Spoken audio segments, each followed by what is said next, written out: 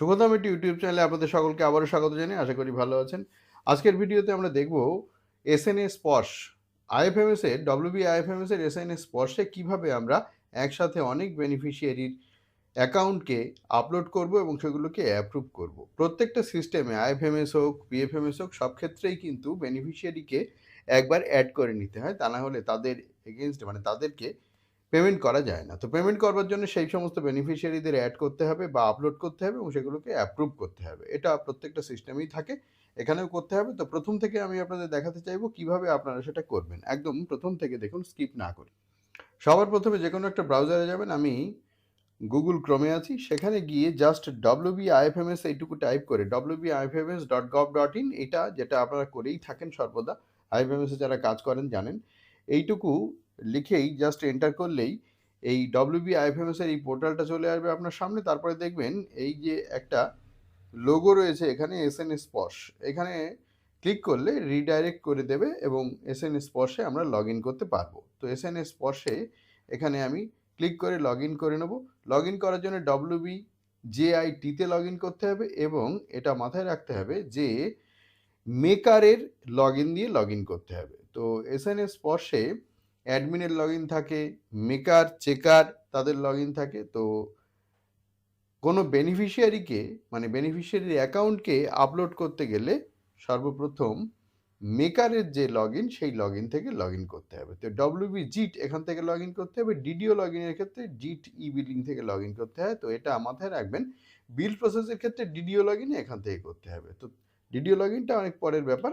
আসল জায়গা বলতে বিল প্রসেস করা হোক বা বাল্ক আপলোড করা হোক, সব ক্ষেত্রেই কিন্তু মেকার থেকে শুরু করতে হবে এবং সেটা WBJIT অর্থাৎ West Bengal just in time, সেখান থেকে কিন্তু আমাদের লগ ইন করতে হবে। তো দেখুন এখানে আমি ক্লিক করে নিলাম। ক্লিক করলে এই যে West Bengal just in time, এই জায়গা থেকে লগ ইন করতে হবে। এবারে মেকারের যে আইডি, সেই আইডিটা এখানে দিতে হবে। তো মেকারের আইডি আমি দিয়ে দিলাম, দিয়ে এইবারে পাসওয়ার্ড দিতে হবে। তো পাসওয়ার্ড যেটা আছে কনসার্ন, সেই পাসওয়ার্ডটা দিয়ে দিলাম। এইখানে আই বাটনের উপরে ক্লিক করলে আপনি এখানে পাসওয়ার্ডটা দেখতেও পারবেন, ঠিক দিচ্ছেন না ভুল দিচ্ছেন। এইবার এই ক্যাপচা যেটা আছে, সেই ক্যাপচাটা এখানে দিয়ে দিতে হবে। এটা কেস সেনজিটিভ, ছোট হাতের বড় হাতের এগুলো একটু দেখতে হবে, দেখে দিতে হবে। ভুল হলে ভুল বলে দেবে যদিও। এইবারে ক্যাপচাটা দেওয়ার পরে জেনারেট ওটিপিতে ক্লিক করতে হবে। ক্যাপচা যদি সব ঠিক থাকে দেখবেন ওটিপি সেন্ড সাকসেসফুলি টু এই মোবাইল নাম্বার দিয়েছে, মোবাইল নাম্বারের লাস্ট 4টি ডিজিট দেখাচ্ছে, এই নাম্বারে আপনার ওটিপি চলে যাবে। এই ওটিপিটা এখানে ফিল করতে হবে, 6 সংখ্যার ওটিপি। তো এই ওটিপি আসার এই ব্যাপারটা বা এই সমস্যা হোক সুবিধা হোক, এটা কিন্তু রয়েছে। ওটিপিটা বারবার ফিল করতে হবে, যতবার লগ ইন করবেন ততবার। তো এইবারে লগ ইন করছি।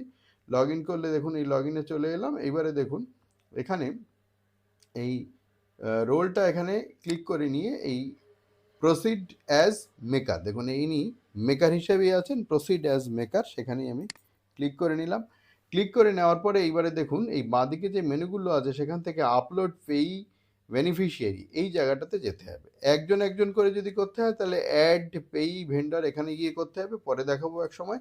এখন একসাথে অনেকের যদি আপলোড করতে হয় তাহলে কিভাবে করবেন, আপলোড পেই বেনিফিশিয়ারি এখানে ক্লিক করতে হবে। এখানে আপলোড পেই বেনিফিশিয়ারি ডিটেলসের উপরে ক্লিক করার পরে এই পেজটা আসবে এবং এখান থেকে এক্সপোর্ট স্যাম্পল টেমপ্লেট এটা ডাউনলোড করে নিতে হবে। ডাউনলোড করে এই ফরম্যাটেই কিন্তু আপলোড করতে হবে, অন্য কোনো ফরম্যাট দিলে নেবে না।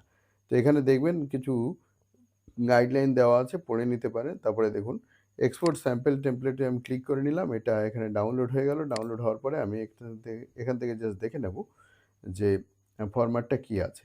তো দেখুন এখানে আপনারা দেখতে পাচ্ছেন কি ফরম্যাটে আছে। প্রথমে এখানে ভেন্ডর টাইপটাকে সিলেক্ট করতে হবে। যখনই আপনি এখানে ভেন্ডর টাইপ সিলেক্ট করতে যাবেন তখন এখানে বেশ কতগুলো অপশান আসবে। এই অ্যারোতে ক্লিক করার পরে এখানে পার্সোনাল করতে হবে, যদি পার্সোনাল হয়, বা অন্য কিছু হলে অন্য কিছু করতে হবে। সাধারণত যাদের অঙ্গনওয়াড়ি ওয়ার্কার, হেল্পার এই ধরনের বেনিফিশিয়ারি তাদের পার্সোনালি হবে। এবারে নামটা টাইপ করতে হবে। ফোন নাম্বার কিন্তু মাস্ট, মোবাইল নাম্বার বা ফোন নাম্বারটা মাস্ট। একই ফোন নাম্বার দু জায়গায় নেয় না।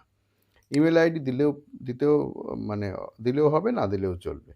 আইএফএসসি কোড দিতে হবে। অ্যাকাউন্ট টাইপটা এখান থেকে আবার দেখুন, অ্যাকাউন্ট টাইপে কী কী আছে, সেভিং, কারেন্ট আর ক্যাশ ক্রেডিট। তো সেভিং টাইপ অনেকের ক্ষেত্রে হবে, কারেন্টও হবে, যার ক্ষেত্রে যেটা প্রযোজ্য হবে।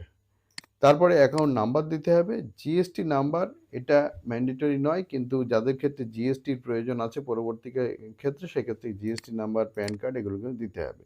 এবারে country, state, district, city, address, pin code, customer ID. তো কাস্টমার আইডিটা এখানে না দিলেও চলবে, এইগুলো আপনি দিতেই পারেন, এগুলো আপনার কাছে থাকবে।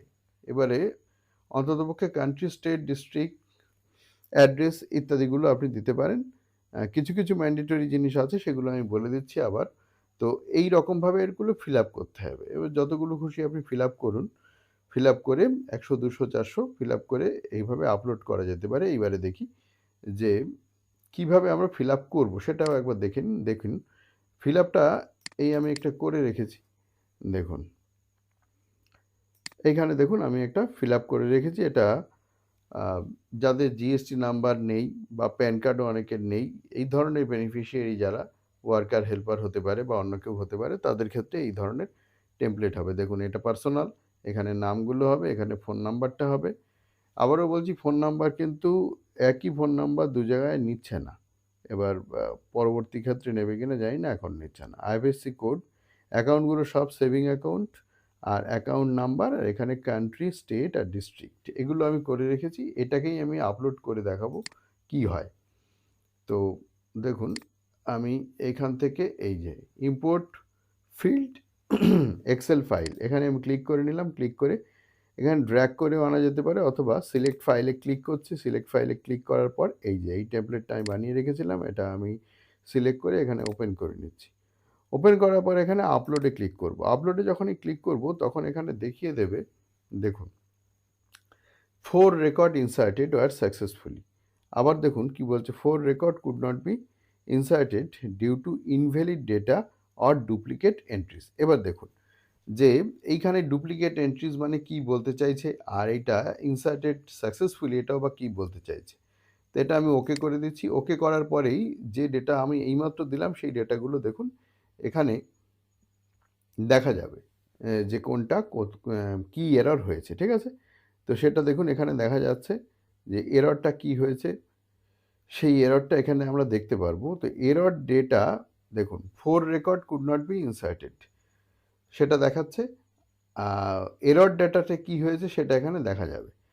তো এখানে দেখুন এই যেটা আছে এটা হচ্ছে ডুপ্লিকেট। এই যে এখানে কারসার নিয়ে গেলে দেখাচ্ছে ডুপ্লিকেট ইন ডিবি, অর্থাৎ এই অ্যাকাউন্ট অলরেডি নেওয়া হয়ে গেছে, সেই জন্য এরকম দেখাচ্ছে, ঠিক আছে। ডুপ্লিকেট ইন ডিবি দেখাচ্ছে, এটা এই অ্যাকাউন্ট কিন্তু অলরেডি নেওয়া হয়ে গেছে। আচ্ছা এইখানে দেখুন কিছু দেখাচ্ছে যে এরকম মিসিং ইত্যাদি, এই গুলো কি দেখাচ্ছে সেটা এখানে ডাউনলোড এরর ডেটার উপরে যখন আমরা ক্লিক করব তখন এটা ডাউনলোড হয়ে যাবে এবং আমরা দেখতে পারবো যে কোন জায়গাটায় কি এরর হয়েছে।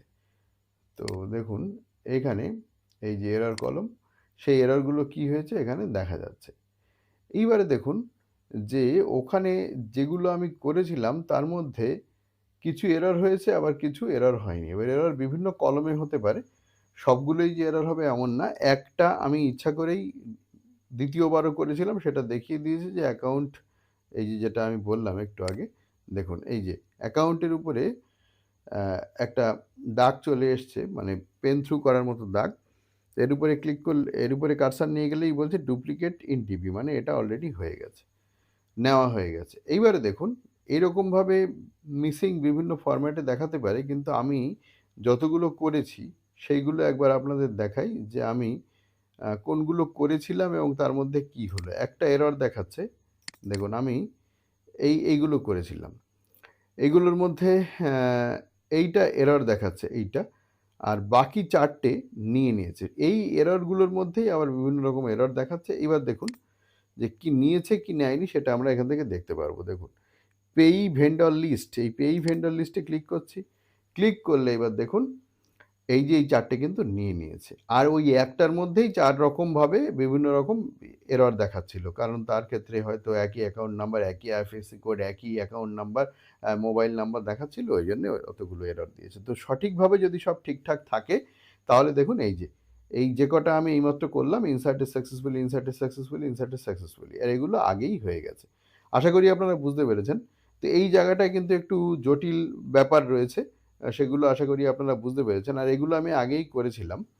তো এই হচ্ছে বিষয়। এররটা কিভাবে খেলো সেটা আপনারা বুঝতে পারলেন। আমি ৫টা ডেটা আপলোড করেছি। সেই ৫টার মধ্যে একটারই এরর ৪ বার দেখাচ্ছে।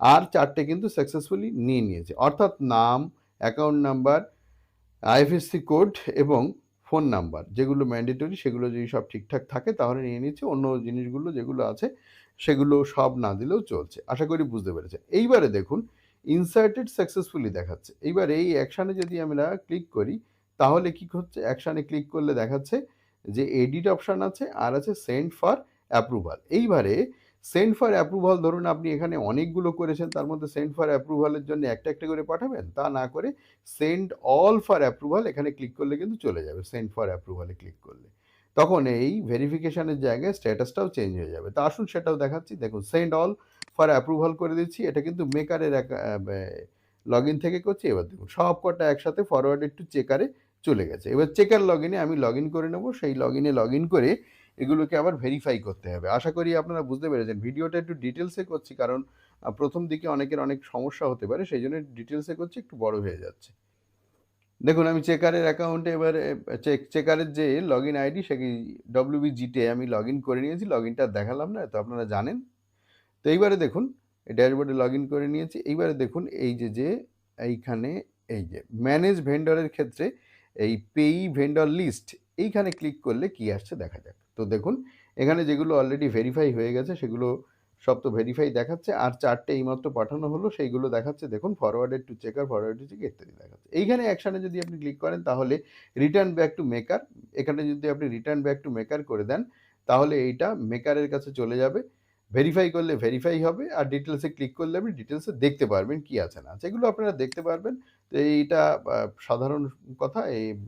এটা এই ডিটেলসে গিয়ে ক্লিক করে দেখার ইয়েটা দরকার নেই, মানে না দেখলেও চলবে, আপনারা দেখে নিতে পারেন যদি প্রয়োজন হয়। এবারে ধরুন সবকটা একসাথে ভেরিফাই করতে হবে, তাহলে ভেরিফাই অলে ক্লিক করে দেবো। ভেরিফাই অলে ক্লিক করে দিয়ে are you sure you want to verify this user, just এখানে ইয়েস করে দিতে হবে। ইয়েস করে সাকসেসফুলি দেখুন pay vendor has been successfully verified. এইভাবে আমরা কিন্তু মাল্টিপল ভেন্ডার একসাথে ভেরিফাই করতে পারবো, বা একসাথে আমরা আপলোড করে ভেরিফাই করতে পারবো। দুটো লগ ইন থেকে আমি পরপর করে দেখালাম, আশা করি আপনারা বুঝতে পেরেছেন।